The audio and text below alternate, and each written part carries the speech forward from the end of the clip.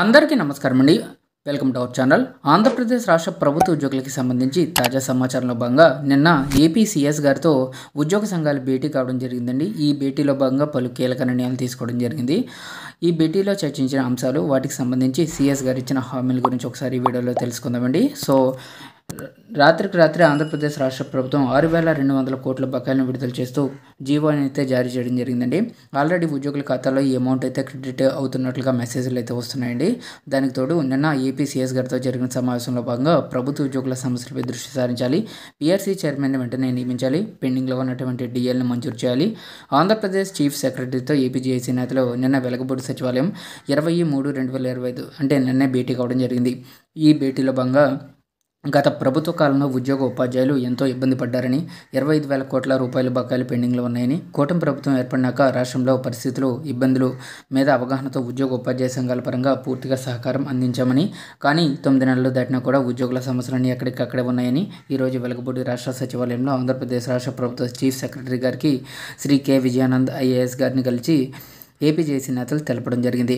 అయితే 17వ తారీఖు అంటే ఈ భేటీ కన్నా 3 రోజుల ముందు ఏపీజేసీ సమావేశంలో తీసుకున్న పలు నిర్ణయాలను, రాష్ట్ర వ్యాప్తంగా ఉద్యోగులు, ఉపాధ్యాయులు, పెన్షనర్లు ఎదుర్కొంటున్న ఇబ్బందులను జేఏసీ ముఖ్య నేతలంతా కలిసి చీఫ్ సెక్రటరీ గారికి రిప్రజెంటేషన్ అయితే ఇచ్చారండి. ఇక కూటమి ప్రభుత్వం ఏర్పడినాక ఒక్క జాయింట్ స్టాఫ్ కౌన్సిల్ మీటింగ్ కూడా జరపలేదని, జాయింట్ స్టాఫ్ కౌన్సిల్ మీటింగ్ జరిపి ఉద్యోగ, ఉపాధ్యాయ, పెన్షనర్ల సమస్యల మీద చర్చించాలని కోరారు.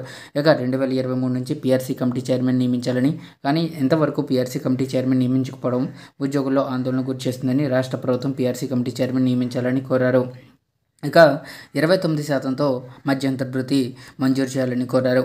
ఉద్యోగులకు సంబంధించిన జీపీఎఫ్, ఏపీజీఎల్ఏ మరియు సరెండర్ లీవ్ బకాయిలను ఇంతవరకు చెల్లించడం లేదని, ఉద్యోగులు దాచుకున్నటువంటి డబ్బులు కూడా కనీస చెల్లింపులు లేకపోతే ఉద్యోగులు, ఉపాధ్యాయులు తీవ్ర ఆర్థిక ఇబ్బందులు ఎదుర్కొంటున్న విషయాన్ని చీఫ్ సెక్రటరీ దృష్టికి తీసుకొచ్చారు. ఇక కూటమి ప్రభుత్వం ఏర్పడినాక రాష్ట్ర ప్రభుత్వంకు జీపీఎఫ్లో, ఏపీజీఎల్ఏ రూపంలో సుమారుగా 2,000 కోట్ల రూపాయలకు పైగా చెల్లింపులు ఉద్యోగులు తమ ఖాతాలకు చేశారని, కనీసం వాటిని కూడా ప్రభుత్వం రిలీజ్ చేయడం లేదన్న విషయాన్ని తెలిపారు. అధిక ధరలు పెరిగిన నేపథ్యంలో రాష్ట్ర ప్రభుత్వ ఉద్యోగులకు రావాల్సినటువంటి 3 డిఏల మీద ప్రభుత్వంకు నిర్ణయం తీసుకుని రావాలని కోరారు.